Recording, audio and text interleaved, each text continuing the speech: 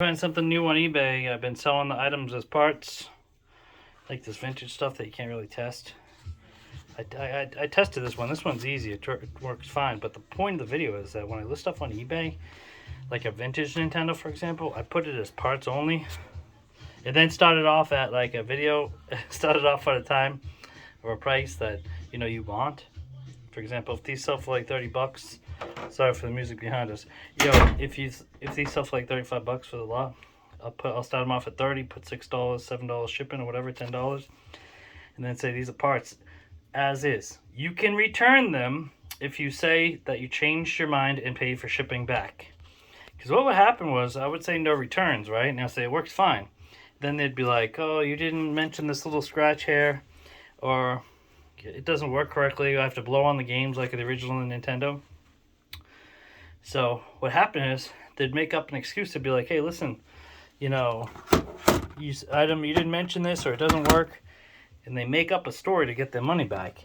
And so after a while, my eBay, I was a top rated seller, and then they started taking benefits away from me just because people would make up stuff that didn't work. So I put it all as parts, no returns, only if you pay the shipping back.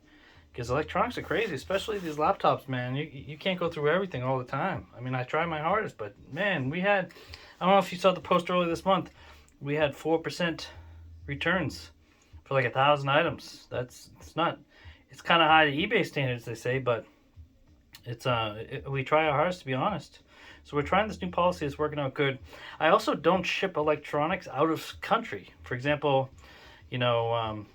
eBay has this global shipping program, which is really cool, that allows you to send something to a guy in Bulgaria, for example, and he pays the taxes. But I've noticed that, like, let's just pretend that I sent this for $30, okay? It only cost me $6 to send to Bulgaria because the eBay have a global shipping program, okay? So what they would do is they ship it to Kentucky. Kentucky would send it to Bulgaria. So then the guy in Bulgaria would get it, and he'd be like, maybe he's even a scammer. I'm getting a lot of scammers. The volume doesn't work on it all the way. I want a partial refund, or I'm giving you a negative. I'm like, oh my gosh. All right, well, why don't I just give it back his money? Hey, if I give you a partial, but I know that worked. It was my video game. I know it worked fine. The guy's a scammer, right? And then you say, I'm not giving you a partial. You're threatening a negative feedback. And then you say, okay, just keep it. Or you ship it back, and guess what? Instead of $6, it costs $25 to ship back, and it's only a $30 item. So or it's $40 to ship back, and it's a $200 laptop, and all your profit's gone. So out of the USA, I don't sell any electronics or anything that can be wrong. Like watches, forget about it. I don't ship it. I'll ship you a pair of sunglasses. I'll ship this pair of Gucci sunglasses because look, they're in great shape, but I'm not shipping any electronics because there's too many